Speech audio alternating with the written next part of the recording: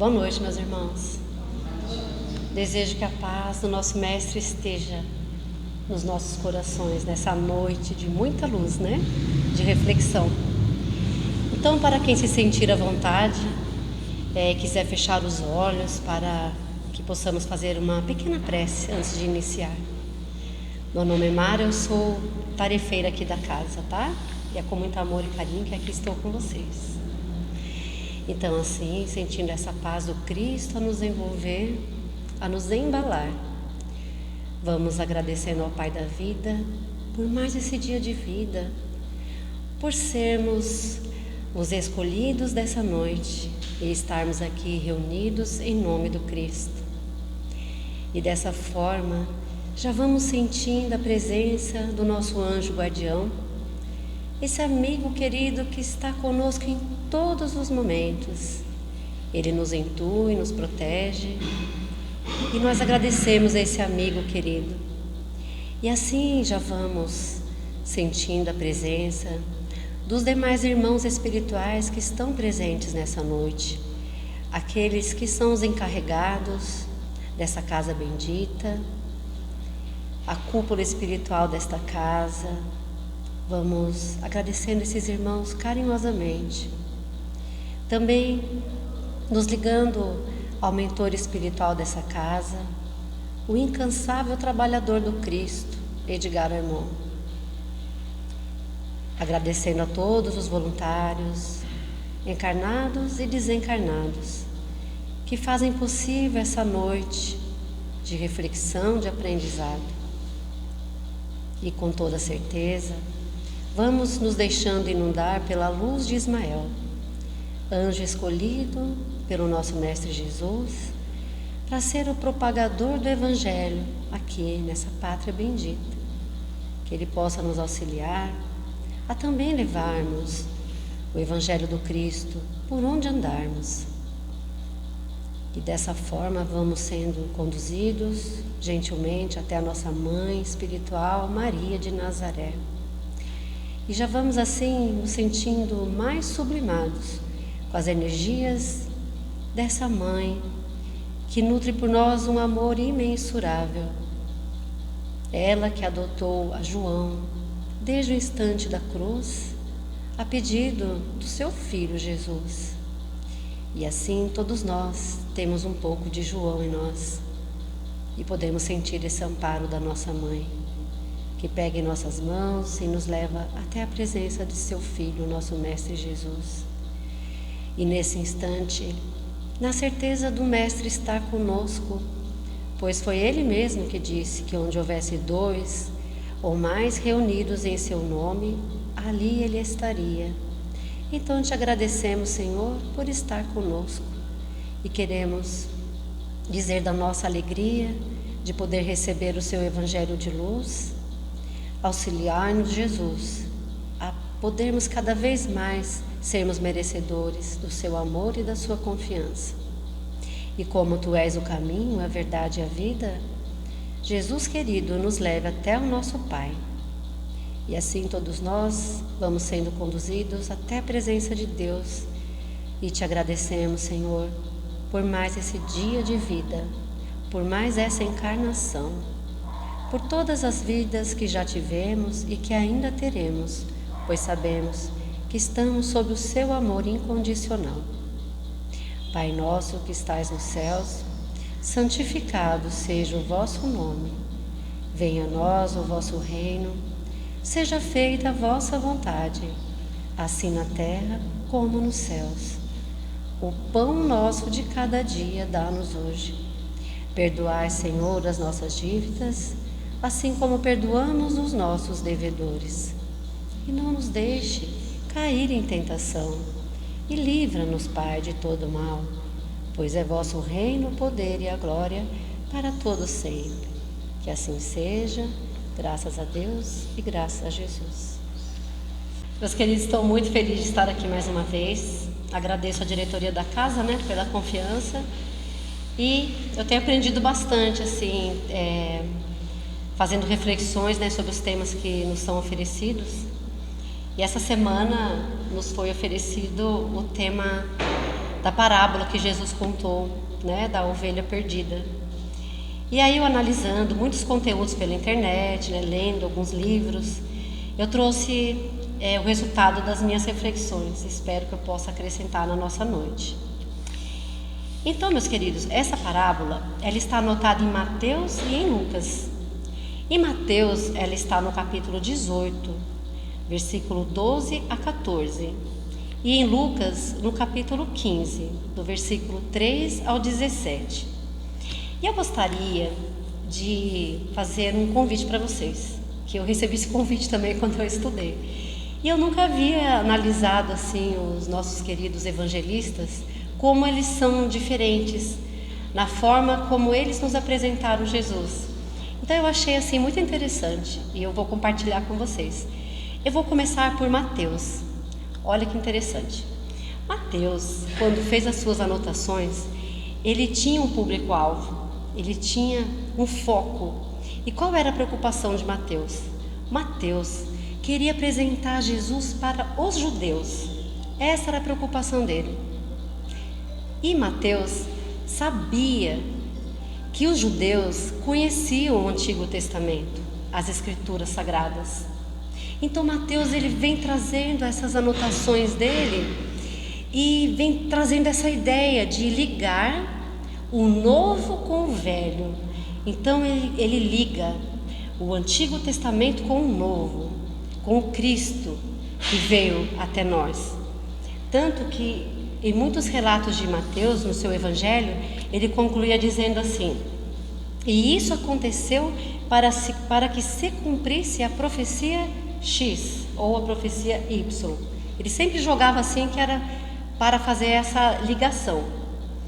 Então, Mateus tinha essa intenção de ligar, né, o velho com o novo, e era assim que ele trouxe esse evangelho do nosso mestre. Já Marcos tinha uma preocupação totalmente diferente. Marcos, o público-alvo de Marcos era os gentios. Marcos queria falar de Jesus para aqueles que não conheciam o Antigo Testamento, não conheciam as profecias. Então, Marcos não tinha essa preocupação que Mateus tinha, que era se dirigindo aos judeus. Ele se dirigia àquele público que não conhecia o Antigo Testamento e não conhecia também a passagem de Jesus direito pela terra. Então é bem interessante. E aí Marcos, como que ele convence aquele público gentil? Falando dos milagres de Jesus. O evangelho de Marcos é o que mais fala sobre os milagres, sobre os feitos que o nosso mestre realizou quando esteve aqui. Muito interessante. E Marcos queria trazer essa santidade de Jesus, falar desse amor, desse poder que Jesus tinha através dos milagres. Então é o evangelista que mais falou dos milagres. Agora falando de João. João já queria falar do Jesus cósmico, Jesus, o Filho de Deus. Então João traz essa ideia no evangelho dele, falando do Jesus cósmico, do Jesus todo-poderoso, Filho de Deus. Então, no Evangelho de João, ele até inicia escrevendo assim: no princípio era o Verbo, e o Verbo estava com Deus, e o Verbo era Deus, e todas as coisas foram feitas por ele. Sem ele, nada foi feito, nada se fez. Nele estava a luz, e a luz resplandeceu sobre as trevas. Olha que interessante, né? Eu nunca tinha percebido isso, mas João ele traz esse Jesus cósmico, o Filho de Deus. E aí nós vamos falar, continuando falando de João, e lá no Evangelho de João nós percebemos que Jesus ele fala 7 vezes, dando essa conotação que ele era mesmo o Filho de Deus, o soberano. Então ele fala assim, no Evangelho de João nós encontramos Jesus dizendo: eu sou o bom pastor, eu sou o caminho, a verdade e a vida, eu sou a porta, eu sou o pão caído do céu, eu sou a luz do mundo, eu sou a ressurreição e a vida, Eu sou a videira verdadeira. Então vemos Jesus trazendo essa ideia que ele era mesmo, com certeza, o nosso mestre. Agora, quando nós partimos para Lucas, nós vemos que Lucas tem uma abordagem diferente com relação a Jesus. Lucas chegou depois. Jesus já havia retornado à casa do Pai, já havia cumprido a missão dele aqui na terra, e Lucas teve acesso a toda a vida do Cristo através dos apóstolos, através de Maria, que foi falando dos feitos de Jesus, dos seus milagres, da sua passagem. E Lucas ficou encantado com essa faceta de Jesus, o Consolador, aquele que acolhe, aquele que junta, aquele que consola. Então o Evangelho de Lucas é justamente isso, para nos apresentar esse Cristo que consola. E aqui cabe até dizer que está anotado em Mateus 11, 28, quando Jesus disse: vinde a mim, todos vós que estáis cansados e oprimidos, e eu vos aliviarei. Palavras consoladoras do nosso mestre. E a parábola que eu trouxe para vocês, eu retirei do livro do Haroldo Dutra Dias. Ele fez uma tradução do Novo Testamento e é muito bacana esse livro, E lá está assim: estavam se aproximando dele todos os publicanos e pecadores para ouvi-lo. Os fariseus e os escribas murmuravam dizendo: esse acolhe pecadores e come com eles. Contou-lhe então uma parábola dizendo: qual homem dentre vós, possuindo 100 ovelhas e perdendo uma delas, não deixa as 99 no deserto para buscar aquela que se perdeu? Encontrando-a alegre, ele coloca essa ovelha sobre os ombros e, após dirigir-se para a sua casa, convoca os amigos, os vizinhos, dizendo: alegrai-vos comigo, porque eu encontrei a minha ovelha perdida. Eu vos digo desse modo que haverá mais alegria no céu por um pecador que se arrepende do que por 99 justos que não tinham do que se arrepender. Olha como Jesus vai fundo, Olha a importância do resgate, do arrependimento, Então a gente nota, quando a gente começa a ler, que está lá escrito: então se aproximaram deles os publicanos e os pecadores. Então nós vemos aqui que Jesus tinha um magnetismo gigante. Ele atraía as pessoas, ele atraía aqueles que sofriam, aqueles que buscavam o consolo. Era assim que, onde Jesus aparecia, atraía as multidões. E quando nós também lembramos que Jesus disse ele mesmo que ele havia vindo para os doentes e não para os sãos, porque os sãos não precisam de médicos. Jesus mesmo disse isso. E quando a gente lê aqui que estavam se achegando a ele, os publicanos, os pecadores, quando eu comecei a ler, eu já lembrei diretamente de Zaqueu, porque Zaqueu era um publicano na época de Jesus. Agora imagine como Zaqueu era amado, porque ele era um judeu que cobrava impostos dos seus irmãos judeus para repassar para Roma.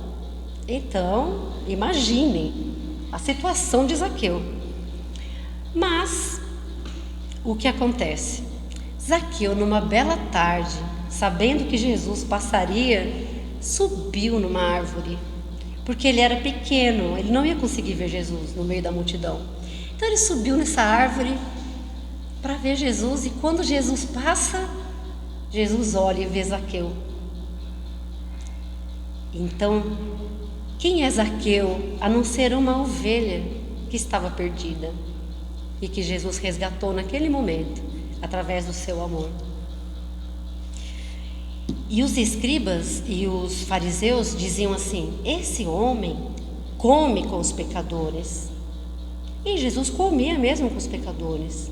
Porque naquela mesma tarde que Zaqueu desceu da árvore, Jesus falou para ele: Zaqueu, vá até a sua casa rapidamente, porque eu vou jantar na sua casa essa noite. Então, Jesus tinha esse carinho para resgatar essas ovelhas, porque Jesus ele via muito mais em Zaqueu do que um simples publicano, um simples cobrador de impostos. Assim como, toda certeza, Jesus vê em nós muito mais do que nós mesmos muitas vezes nos enxergamos, né? Podemos nos ver. Jesus enxerga com certeza o nosso ser. E o que acontecia? Nessa época, os líderes religiosos, né, que eram os fariseus, que eram os escribas, os levitas, eles não tinham esse amor que Jesus tinha. Claro que não. Então eles meio que deixavam de lado a população. E a população queria o quê? Queria o consolo, queria uma palavra, e não tinha isso com eles. Mas com Jesus eles encontravam esse consolo. E a prova que nós vemos que eles discriminavam, por exemplo, foi a parábola do bom samaritano que Jesus contou. Quando o homem estava todo ferido, quem passou pelo homem? O sacerdote, o levita, e não socorreram aquele homem que estava ferido. E quem socorreu foi o samaritano. Então a gente vê várias nuances assim no Evangelho que realmente o povo não tinha esse acolhimento dos líderes religiosos da época. Outra situação era a mulher. A mulher era muito desprezada, era muito retirada mesmo da vida social, né? Discriminada. Mas aí nós vemos que a mulher hemorroíça, ela tocou as vestes de Jesus e foi curada, nós sabemos. Mas, diante de toda a situação que as mulheres viviam, imagina que uma mulher tocaria a veste de um profeta, de um mestre. Mas as pessoas tinham essa liberdade, essa fé, esse amor em Jesus.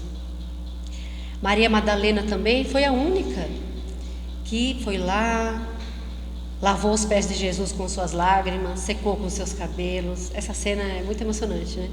E depois passou os seus perfumes. Então nós víamos esse amor do Mestre, né, por aqueles que eram mais discriminados. Então, meus queridos, essa parábola que Jesus conta, do pastor que foi salvar aquela única ovelhinha e deixou aquelas outras 99, traz esse cuidado, essa compaixão que Jesus tem por nós. Já pensou deixar 99 para salvar apenas uma? Olha como aquela vale a pena. Deixar 99 lá para tirar aquela, para ir buscar aquela. Então, quando nós lemos essa alegria que o pastor ficou, que quando chegou em casa, chamou os amigos, os vizinhos, é essa alegria que o Mestre sente, que a espiritualidade sente quando nos resgata, com toda certeza. E uma parábola que é bem paralela com essa é a parábola do filho pródigo, que ele sai, vai lá viver a vida dele e o pai fica lá. Só que quando o pai vê ele vindo pela estrada, o pai nem fica parado na soleira da porta, ele sai correndo e vai lá abraçar o filho. Então olha a alegria do encontro daquele que estava perdido. Então Jesus sempre traz essa ideia daquele que estava perdido, que foi encontrado, e da alegria que há nesses momentos. E eu vou falar uma coisa para vocês. Eu sou mãe, e eu tenho certeza que tem muitas mães aqui, e pais também, né? Avós, muitas vezes tios, aqueles que cuidam dos pequeninos. Eu já perdi meus filhos, gente, assim, de sair num lugar muito lotado e de repente olhar assim e não ver. E é um desespero geral, você passar pela sua cabeça que teu filho está perdido. Mas aí quando a gente acha ele e a gente fica naquela alegria, eu fico imaginando, nós como seres humanos, né, como Jesus fala, imperfeitos ainda, já sentimos esse amor sublimado. Agora imagina Jesus por nós, Deus por nós. É algo assim que é difícil até de explicar. E nessa parábola, o pastor convida todos para aquele encontro feliz. Ele não quer comemorar sozinho. é mesmo a gente, né? Quando a gente está muito feliz, a gente quer reunir os amigos, né? Quer compartilhar aquela alegria. E assim também foi aqui. O pastor chamou os amigos, chamou os vizinhos e ainda disse assim, ó, alegrai-vos comigo. Ele pede para que aquelas pessoas se alegrassem com ele. Ele estava tão feliz que ele queria que os outros também se alegrassem. Então aqui a gente vê o contentamento, né? Aquele júbilo daquele encontro. E ainda diz, né? Jesus diz que haveria mais alegria no céu por um pecador que chegou lá arrependido do que por 9 que não teriam do que se arrepender. É muito interessante isso. E aí também eu lembrei de uma frase que não sei a quem foi atribuída, mas que diz que é melhor um espírito atrasado andando do que um anjo parado. Então a gente sempre pensa nisso também, que o importante é nós continuar caminhando, né? E muitas vezes, meus irmãos, falando por mim agora, né? Às vezes a gente se sente assim um pouco perdido. É normal, né? Mas a doutrina espírita, ela veio para nos resgatar realmente. Ela veio para nos falar dos vários mundos, incontáveis mundos que existem, superiores à Terra, que nos aguardam. Falar da vida após a morte, comprovando tudo isso através dos estudos de Kardec. Então isso é muito consolador. E nós, apesar de nos sentirmos às vezes essas ovelhinhas perdidas, um dia nós poderemos ser ovelhinhas em mundos até mais felizes, ou mesmo até aqui na Terra, que a Terra hoje passa por uma transição. Não é verdade? E nós estamos aqui vivendo tudo isso, mas estamos aqui, né? E quem sabe, até mesmo aqui na Terra, a gente pode ficar até ir para outros planetas. E eu também andei refletindo, meus irmãos, sobre o seguinte: nós estamos agora encarnados aqui na Terra e estamos vivendo um período muito decisivo da nossa Terra, esse período de transição. E eu fiquei pensando, o que será que Jesus espera de mim? Nesse momento da Terra onde eu estou vivendo. Será que Ele espera que eu me torne uma ovelha um pouco mais capacitada para auxiliar até mesmo no resgate daqueles que estão mais perdidos? Porque às vezes a gente se sente meio perdido, né? Mas tem gente que está mais perdido que a gente. Então às vezes eu penso isso. Eu penso que Jesus deseja isso para a gente. Que a gente se capacite, se fortaleça, se melhore, se conheça melhor, faça o nosso progresso e ajude aqueles que estão mais necessitados. Porque muita gente fala assim, mas quando eu recebi o convite para vir aqui falar, olha gente, eu fiquei pensando, né? Porque a gente escuta muitos preletores, palestrantes, mas aí eu pensei, poxa, será que eu não posso ir lá e já compartilhar um pouquinho do que eu já sei? Porque às vezes o meu pouquinho não é nada para aquele, é muita coisa para aquele que não sabe nada. E uma palavra nossa pode às vezes transformar a vida de um irmão. Então é uma responsabilidade mesmo estar aqui à frente, né? E também eu me lembrei das palavras de Francisco de Assis, que certa feita ele disse que os santos foram pecadores que não desistiram. E eu penso que é por esse caminho, né? A gente tem que continuar. E só a gente sabe onde a gente erra. E muitas vezes a gente erra mesmo. Mas o erro faz parte da caminhada. É errando que a gente vai aprender a fazer melhor da próxima vez. Né, meus queridos? E aí eu falo do autoaprimoramento, né, do autoconhecimento, que é muito importante. E da reforma íntima, que a gente sempre esbarra, né, na escola de aprendiz do Evangelho, que essa Casa Bendita oferece essa escola, e muitas casas da Aliança Espírita, onde a gente vai fazer essa viagem para dentro de nós mesmos, nos conhecer, porque só poderemos melhorar em nós o que nós reconhecermos, né, que precisa ser melhorado, e só nós podemos fazer isso. É igual o nosso filho, às vezes, a gente fala para o nosso filho, filho, melhora nisso aqui, você pode fazer melhor. A gente orienta ele, porque ele ainda não sabe, então ele conta com a nossa orientação. Mas só nós podemos fazer isso por nós, né, meus irmãos? e aparando essas arestas. Mas assim a gente aprende, né, que praticando já o que a gente vem aprendendo, procurando estudar o Evangelho, procurando compreender a doutrina dos Espíritos. Porque a doutrina dos Espíritos, ela é o Evangelho redivivo. Ela é o Evangelho, ela é o cristianismo primitivo que volta para nos resgatar. Sobre isso, não há dúvidas nenhuma. Então sigamos confiantes, que com certeza seremos melhor amanhã do que hoje, e hoje somos melhor do que ontem, né, gente? Com toda certeza. Agora, caminhando para o final, eu gostaria de compartilhar um fato que aconteceu comigo. A gente, quando faz escola de aprendiz, a gente aprende muito essa questão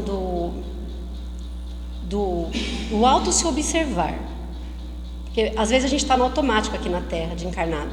Mas quando a gente começa a se auto-observar, a gente começa a perceber, poxa vida, eu fiz isso, mas não foi bom. Mas eu vou conseguir fazer melhor.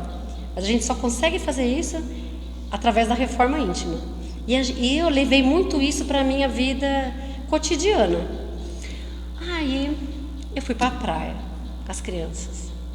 Eu, meu marido, as crianças, chegamos lá na praia. Aí correram tudo para a água, né? É o que eu ia esperar mesmo. Mas quando eu vi eles correndo tudo assim para a água, eu vi aquele monte de criança, aquele monte de gente, me bateu aquele apertinho, sabe? Acho que será que eu vou perder alguma ovelha aqui hoje? E eu fiquei parada assim na praia, olhando eles, mas eu não tirei o olho deles por um segundo sequer. Por quê? Porque eu sabia que se eu tirasse o olho deles, eles podiam correr para qualquer canto e eu não perceber. Mas não é que eu fiquei ali parada na praia, descalça com o pé na areia, tudo muito assim, convidativo para a gente refletir. E eu falei assim, eu pensei assim, nossa, eu tenho certeza que Deus, que Jesus, a espiritualidade superior, nos vê desse jeito. Eles não perdem a gente de vista. Porque quando a gente está lá na praia, o que a gente tem vontade? De curtir, né? De ir lá para o fundão da água, às vezes coloca a vida em risco da gente. A gente perde um pouquinho a mão. E as crianças não são diferentes. Mas por que Jesus veio? Por que está aqui a doutrina espírita? Para nos alertar para isso. Porque por mais que a gente esteja aqui nas ondas da vida, nas praias da vida, e às vezes a gente se distrai um pouco, pode ir para o fundinho ali, mas Jesus está ali de olho na gente. E aí o Evangelho veio, a doutrina veio justamente para, sabe, tirar o tampão dos nossos olhos, para a gente enxergar essa misericórdia. Porque muitas pessoas chegam com problemas difíceis, a gente entende, porque realmente tem muitos desafios, muito difíceis. E a pessoa às vezes ela escorrega na fé dela. E ela pensa assim, Deus esqueceu de mim, não é possível, o que eu fiz para merecer isso? A gente acaba tendo essa ideia que nos invade. Mas o mais importante nesse momento é nos lembrarmos dos ensinamentos de Jesus, da nossa querida doutrina espírita, que vem para nos ensinar, para nos dar essa fé raciocinada, para nós termos a certeza que nós não estamos perdidos, nenhuma de nós ovelhinhas aqui. Então, tudo posso naquele que me fortalece, né? Jesus é o nosso pastor e não vai perder nenhuma das ovelhinhas, e a gente pode confiar nisso totalmente, tá bom? Deus é meu pastor e nada me faltará, né, meus queridos? Gente, não acredito, já passou quase meia hora. Então eu vou encerrando a preleção com muita alegria. Espero que eu tenha contribuído um pouquinho, né, nessa noite para refletirmos.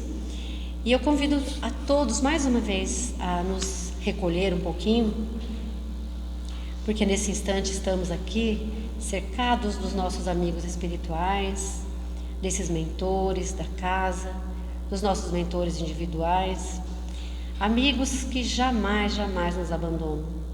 E nesse momento, percebemos que esses amigos nos dão passes, eles renovam as nossas energias, eles retiram células que já estão doentes, repondo por células novas, eles limpam o nosso mental, o nosso emocional, o nosso corpo físico, nos aliviando das dores, das preocupações, e assim vamos percebendo que a nossa luz se expande um pouco mais. E vamos assim doar dessa nossa luz para o nosso mundo tão necessitado. Vibremos pelos países em guerras, pelos países mais pobres do mundo. Vibremos em especial pela Rússia e pela Ucrânia, pelos demais países que se encontram em conflito. E vamos também envolver todo o nosso planeta, todos os hospitais da Terra, todos os tarefeiros da área da saúde e também aqueles hospitais que se encontram no plano espiritual, envolvendo cada mão estendida em nome do Cristo, envolvendo os nossos irmãos que caminham pelas ruas, os hospitais psiquiátricos, os nossos irmãos deficientes do corpo, da mente, da alma. E vamos envolver também os nossos irmãos em sofrimento no plano espiritual, em especial os nossos irmãos suicidas, tão necessitados dessas vibrações de luz, para que essas ovelhas retornem ao rebanho do bom pastor. Então agradecemos ao Pai, agradecemos a essa casa, a toda a cúpula espiritual, a todos os presentes, e mais uma vez juntos nos unimos ao Cristo e ao Pai, dizendo: Pai nosso que estais nos céus, santificado seja o teu nome. Venha a nós o teu reino, seja feita a tua vontade, assim na terra como nos céus. O pão nosso de cada dia dá-nos hoje. Perdoai as nossas dívidas, Senhor, assim como perdoamos os nossos devedores. E não nos deixe cair em tentação, e livra-nos de todo mal. Pois é vosso os reinos, o poder e a glória, para todos sempre. Que assim seja, meus queridos, graças a Deus e graças ao nosso Mestre Jesus. Uma noite de muita paz para todos. Até a próxima!